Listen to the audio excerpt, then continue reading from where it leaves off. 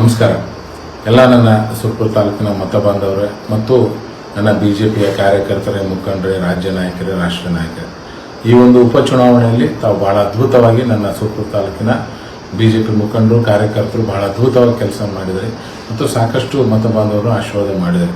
ಹೋದ ಸಲಕ್ಕಿಂತ 8,000 ಮತ ಹೆಚ್ಚಿಗೆ ಹಾಕಿಸಿದರೆ ಒಟ್ಟು 96,566 ಮತಗಳನ್ನು ಹಾಕ್ಸಂತ ಒಂದು ಕೆಲಸವನ್ನು ಮಾಡಿದರೆ, ಚುನಾವಣೆ ಅಂದಮೇಲೆ ಗೆಲುವು ಸೋಲು ಸಾಮಾನ್ಯ.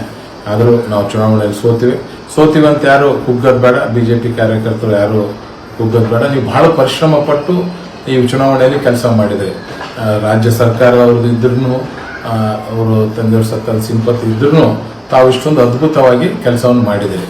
ಇವತ್ತು ನಿಮಗೆ ನಾನು ಎಷ್ಟು ಕೃತಜ್ಞತೆ ಸಲ್ಲಿಸಿದ್ರು ಕಡಿಮೆ. ಆದರೆ ನಿನ್ನೆ ಕೆಲವೊಂದು ವಿಡಿಯೋಗಳು ನೋಡ್ತಿದ್ದೆ.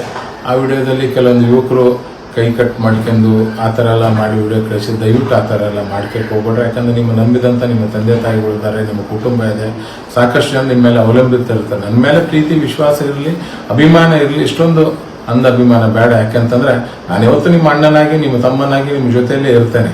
ಯಾರು ಚಿಂತಿಸಬೇಡ, ಏನಪ್ಪ ನಮ್ಮ ಅಣ್ಣ ಸೋತನಂತೇಳಿ ಯಾರು ಚಿಂತೆ ಮಾಡಕ್ಕೆ ಹೋಗ್ಬೇಡ. ನಿಮ್ಮ ಜೊತೆಗೆ ಒಬ್ಬ ನಾನು ಬಿಜೆಪಿಯ ಸಾಮಾನ್ಯ ಕಾರ್ಯಕರ್ತನಾಗಿ ನಾನು ಇರ್ತೇನೆ. ನಿಮ್ಮ ಜೊತೆಗೆ ಒಳ್ಳೆ ಕೆಲಸಗಳು ಮಾಡ್ಕೊಂಡು ಹೋಗ್ತೇನೆ.